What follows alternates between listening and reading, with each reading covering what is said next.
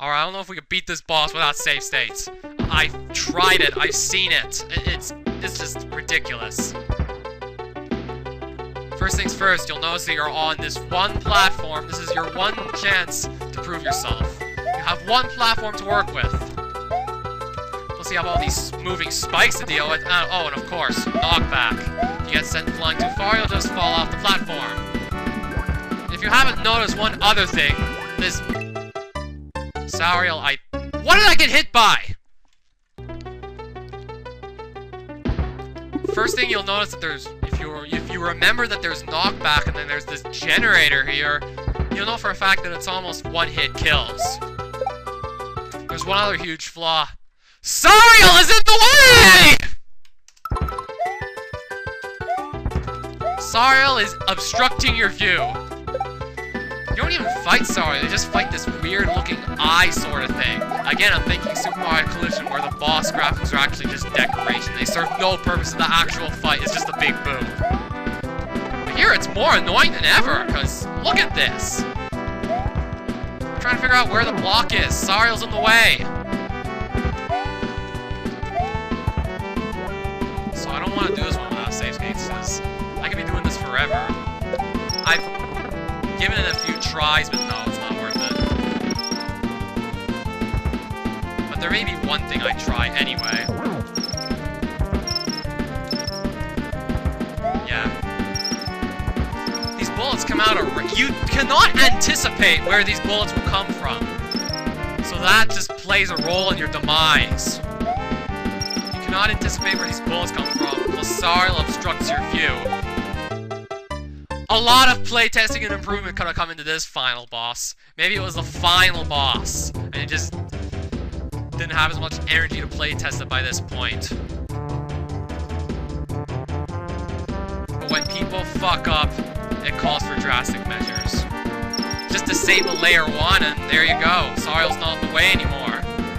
But of course, the boss is still going to be a challenge.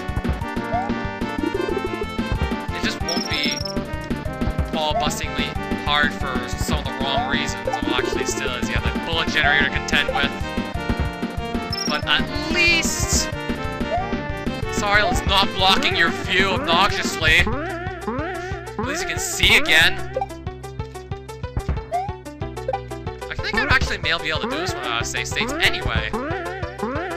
I really just wish that the bullet generator was not a thing. You have to constantly act around it to survive. And believe me, that's much easier said than it's done. Come on, I can't even control my height. I can't even control how high I bounce off these things. It's impossible. Just can't wait to be done with these bouncy blocks. Yeah, the yellow ones are still worse, but come on, these ones too. Can I please be done with this? Oh, come on! I'm trying to just wait for it to be in place so I can grab the block and finish this fight.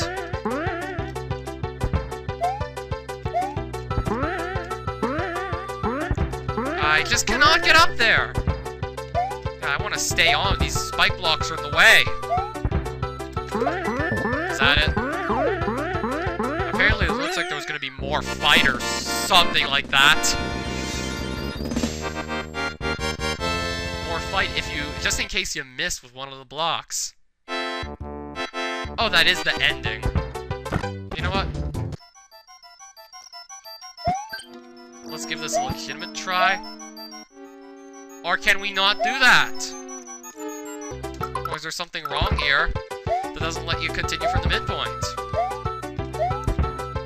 I was going to try this without save states, but I don't even spawn the midpoint like I'm supposed to now that I'm in this part of the fight. Ah, well.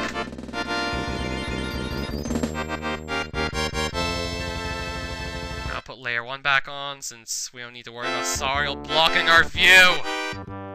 At least I think that's it. At least I think that's who she is. Probably the final boss of the first, even the first PC98 Toho game, so yeah, that's really old. Digi. Wow, Digi does a lot of work.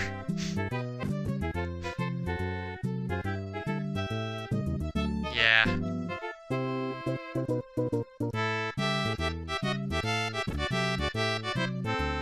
Wait, are Digi and Kiyomi two different people? I was just saying Digi Kiyomi. Ferrario, Hazuki. Well, I think I've heard the name Kona. The guy who made Super Marina World that Raocow played, so of course, everyone knows who is now. Kona and you. Of course! All this hard work for a message I can't even read. What does that say? And then a number! Suddenly!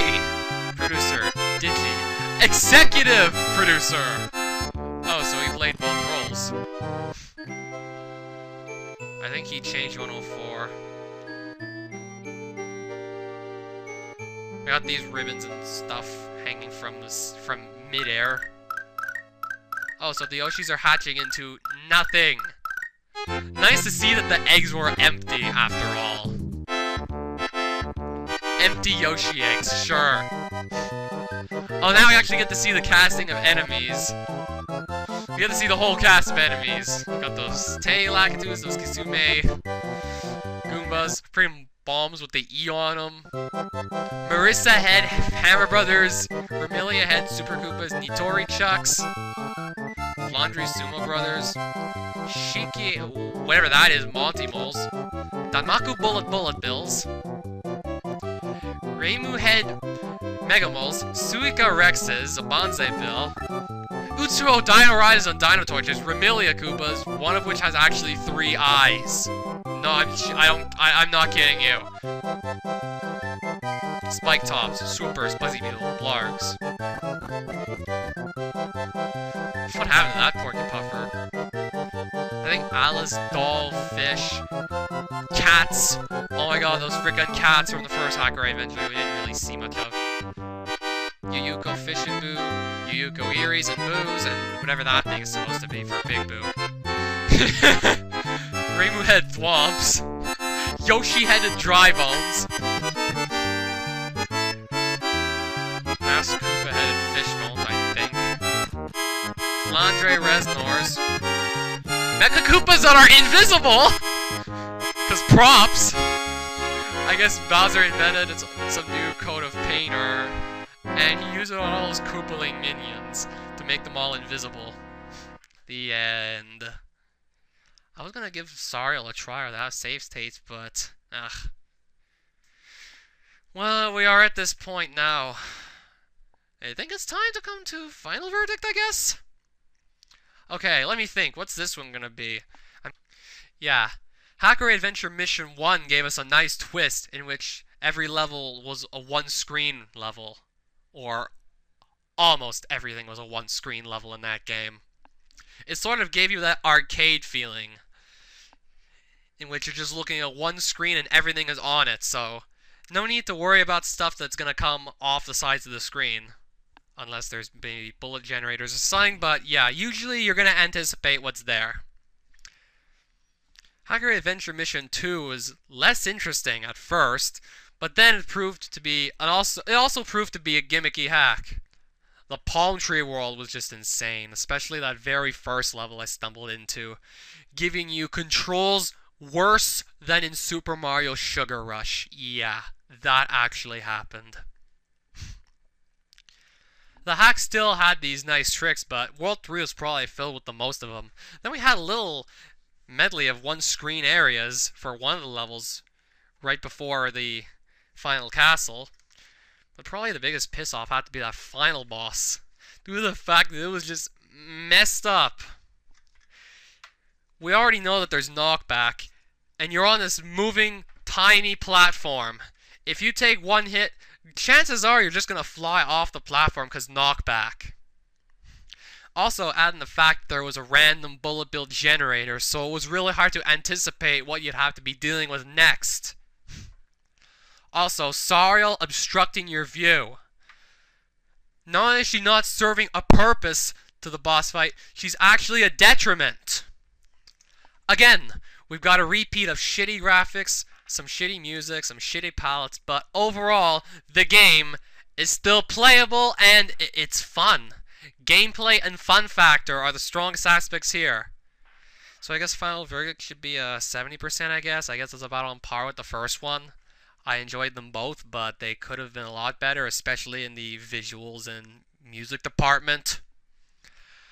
I mean, this is better than Endgame for sure. I mean, Endgame, the reverse held true. We got the greatest graphics and music in a Romhack, yet it was absolutely unplayable, which is why Endgame suffered miserably as a result. So yeah, this just goes to show you how much gameplay can matter, and how it can make up for some of the other aspects like shitty graphics and shitty music, and maybe some weird palette choices, or just things that don't make sense at all. I'll be back with another hack when it's time for that.